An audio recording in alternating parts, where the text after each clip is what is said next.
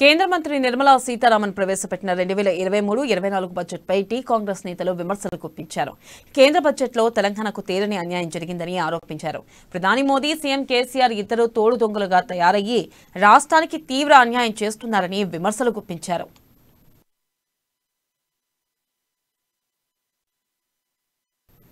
ఇంకా కేంద్ర బడ్జెట్లో తెలంగాణకు తీరని అన్యాయం జరిగిందని టీపీసీసీ అధ్యక్షుడు రేవంత్ రెడ్డి ఆరోపించారు. పార్లమెంట్ వేదికగా విభజన చట్టంలో ఇచ్చిన బయ్యారం ఉక్కు ఫ్యాక్టరీ, కాజీపేట రైల్వే ఫ్యాక్టరీ, సాగునీటి ప్రాజెక్టుకు జాతీయ హోదా వంటి అంశాలను బడ్జెట్లో విస్మరించారని అన్నారు. కాంగ్రెస్ పార్టీ ఇచ్చిన ఐటీఆర్ ప్రాజెక్టు ప్రస్తావనే లేదని ధ్వజమెత్తారు. 2014-2019 ఎన్నికలకు ముందు ప్రధాని నరేంద్ర మోదీ ఇచ్చిన హామీలలో ఒక్కటి కూడా నెరవేరలేదని, 2022 నాటికి రైతుల ఆదాయం రెట్టింపు చేస్తామని హామీ ఇచ్చారని, పేదలందరికీ ఇల్లు, ఏటా 2 కోట్ల ఉద్యోగాల మాట ఏమైందని ప్రశ్నించారు.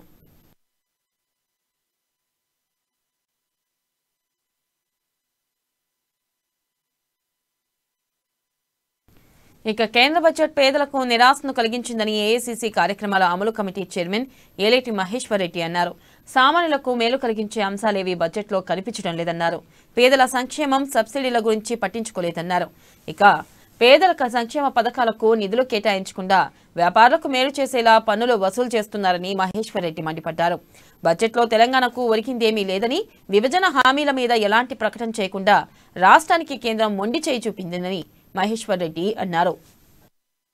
కేంద్ర ప్రభుత్వం ప్రవేశపెట్టినటువంటి బడ్జెట్ నిరుపేదలకు నిరాశ మిగిలించింది.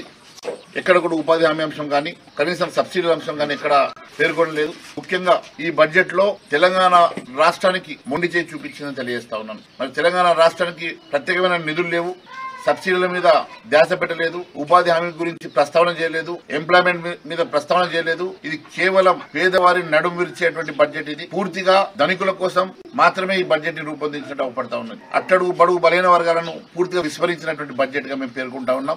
ముఖ్యంగా ఇది వ్యాపారవేత్తలకు, ధనికుల కోసం దోచిపెట్టే బడ్జెట్ గా మరి కనపడుతుంది. పేదల పట్ల కేంద్ర ప్రభుత్వానికి ఎలాంటి ప్రేమ, పట్టింపు లేదన్నారు కాంగ్రెస్ నేత షబీర్ అలీ. ఏ రకంగా చూసినా నిర్మలా సీతారామన్ ప్రవేశపెట్టిన బడ్జెట్ పేదల నడ్డి విరుస్తుందన్నారు. బడ్జెట్లో తెలంగాణకు జరిగిన అన్యాయానికి బీజేపీ, బీఆర్ఎస్ ఇద్దరు దోషులేనని చెప్పారు. రాష్ట్రంలో ప్రతి పేదవాడికి ఇల్లు నిర్మించేందుకు అవసరమైన నిధులకు కేంద్రం కేటాయించాలని షబీర్ అలీ డిమాండ్ చేశారు. मोदी जी की गवर्नमेंट ऑफ इंडिया ने 2023-24 का सेंट्रल बजट पार्लियामेंट में पेश किया और हम उम्मीद कर रहे थे कि मोदी जी बार बार ये कह रहे हैं कि इस देश के अंदर सबका साथ होगा, सबका विकास होगा, सबका विश्वास होगा। तो हम भी समझ रहे थे कि मोदी जी इस बजट में अक़लियतों के साथ, मुसलमानों के साथ कुछ अच्छा काम करेंगे। लेकिन बजट देखने के बाद इतना अफसोस हुआ कि विश्वास नहीं है बल्कि विश्वासघात किया है प्राइम मिनिस्टर ने। लास्ट ईयर 2022 और 23 का बजट में 5,000 करोड़ का माइनॉरिटी वेलफेयर का बजट था, लेकिन आज 38% बजट को उन्होंने कम कर सिर्फ 3,000 करोड़ के करीब कर दिया, यानी लगभग 2,000 करोड़ रुपया उन्होंने रिड्यूस कर दिया है। बढ़ने के बजाय घट गया है, इस लेवल में घटाया गया है। 5-10% नहीं, 38%।